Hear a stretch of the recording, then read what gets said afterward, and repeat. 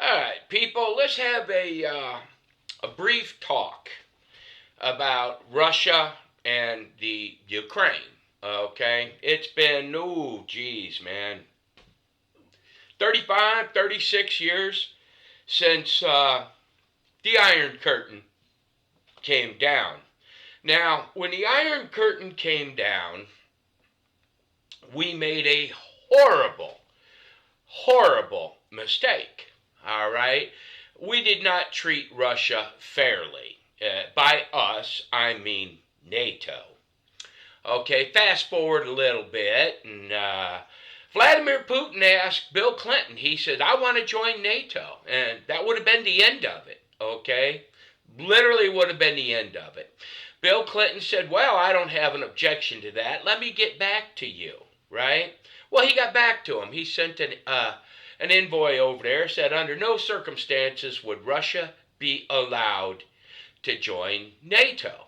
So, Vladimir Putin, being a semi-intelligent feller, he understood right off the bat, okay, I'm their enemy, right?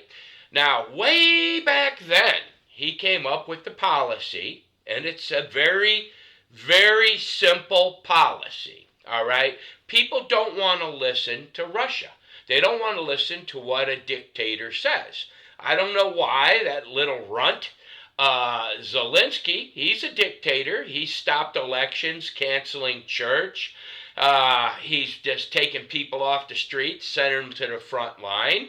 And, but, you know, like he said, under no circumstances will I allow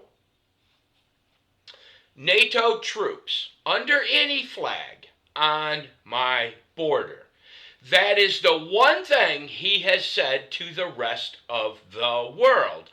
I will not tolerate, right, NATO troops on my border under any flag, under any pretense, okay? Fast forward to Barack Obama and Hillary Clinton going over to the Ukraine with her stupid reset button, wanting things from the Ukraine and promising something that she knew she couldn't give them. Membership to NATO. Why? Because that would lead to World War III. Point blank and simple. Now, Russia doesn't care about America. Russia is not our enemy. I know for you Democrats out there who have been taught Russia, Russia, Russia, Russia. Well, Russia's not sending spy balloons over our country. Russia's not stealing our topsoil. Russia's not buying our land. Anyway, I can go on and on and on about how China is really the enemy and not Russia. But anyway, so Trump has decided to play hardball with him. And thank God, all right? No, the war has to end. I loved it. A reporter said, are you going to make Putin withdraw from the Donbass region into Crimea? And he just point blank looked at the reporter and said, how are you going to make him do that? You can't. They took that. Russia suffered, the Ukraine has suffered, and, Ukraine has been paid, all right? They've been played. Now, Trump says for now he's going to pause all foreign aid to the Ukraine, all military aid. Thank God for that. Now, Great Britain and France over there, they're all drumming look, absolutely no coalition can be formed without the United States.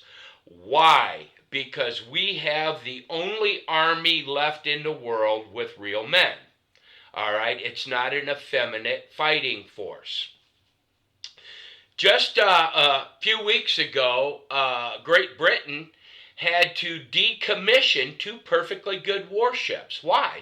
Because they could not afford the 500 million pounds it takes a year to man those ships, supply them, and keep them at sea. They have an army on paper that I don't know how true it is anymore, but their army on paper looks just staggering, right? Yeah, it looks like they have an army. I was taught when I was in the military, and I'm quite sure it's changed now, it's probably more, it was 10 to 1. It took 10 fellas behind me to keep me in the field. It's just how it is. talking logistics, food, the whole 9 yards, right? Training, all of that. It was 10 to 1. It was a crazy, crazy thing. Well, Great Britain, they literally only have about 70,000 men that could be fielded in time of a natural or a nationwide war. 70,000 men, think about it. Now, they have zero stockpile of ammunition and arms, hardly anything at all. So if they were willing to put 70,000 men into the fray, they couldn't supply them without America. France is in no better situation. Germany is, well, they're a little stronger, but they're still a laughing stock, okay? They all depend on each other. Now, the hero of the story is that lady over there in Italy. She's like, nope, no way, not going to put Italian troops over there. Because the basic thing is, out of a 70,000 man fighting force, they would not commit that many to the Ukraine. Maybe 5,000, right? Because they've got obligations in the rest of the world too. All right, so you put 5,000 men over there. How many of those are actually going to be fighting men? And then you've got the same with France, and you guys, they're nothing without the United States. Now, look, the Democrats and the woke movement, they have feminized most armies in Europe, okay, except for the Russians. And the Ukrainians, perhaps, right? But they're fighting women now. This is a bad deal. It's horrible, all right? Thousands and thousands of people are getting killed over there. Now, the greatest threat to the world as we know it is this whole Trump sucky suck movement. It is just Trump derangement syndrome, right? I want peace. Democrats counter with I want war, right? I want boys out of women's locker rooms. Democrats counter with no, we want more boys in women's locker rooms, right? Republicans say, look, we're tired of racism. It's done. What do Democrats say? No, we need to be more racist. All right? That's the problem look, England is an effeminate country. They're not really a country. Do you think you can get them Muslim boys that have taken over England, you think you're going to get them to fight in a war in the Ukraine? No, you're not. You're not going to draft them. There's no serious movement here. Y'all are playing lip service to Zelensky, and I am quite sure Vladimir Putin can see through it. How do I know Vladimir Putin can see through this? Well, it's very simple. He contacted Trump and said that he was perfectly willing to help us broker a deal against Iran on the nuclear subject, okay? So as far as Vladimir Putin is concerned, he has the one thing that everybody in Europe wants. Now he has farmland, okay? That's what this is about. That's what laid in Stratton in World War II with Germany. It was about farmland, all right? You got to have it. And, that's the one thing the Ukraine's got. Farmland. If you don't believe me, just look up World War II, the Battle of Kursk. All right, largest tank battle in the world. Fought right there in Kursk. Right? Tank battles nowadays, where are they fighting? They're fighting in Kursk. Why? Because there's farmland there. It sounds funny to you people, but sometimes you literally have to grow a pair. All right? We cannot waste our young men on a war in the Ukraine. There is nothing in the Ukraine that we actually need. Now, Zelensky came over here, and unfortunately Chuck Schumer and Amy Klobuchar and a few more people, they told him the one thing, yes, resist Trump. Because that's the whole thing. It's a derangement syndrome. So Zelensky was misguided. He thought he could go into the Oval Office and act like a child, literally a child, saying, I want this, I want that. Trump correctly pointed out that you're not bargaining from a position of strength, which is what he wants to be able to do against Russia. He cannot bargain from a position of strength unless we have American boots on the ground. All right? Now, you have to understand Article 5 of the NATO Charter, right? And this is what it's all about. If he can get one of those European nations to put boots on the ground in the Ukraine, America will absolutely have two options. Jump out of NATO, which I would love to jump out of NATO, but, politically we should be in NATO, okay? Or send boots, and there you have World War III. That is Zelensky's end game. It's been his end game since the first year of the war when he found out he couldn't win.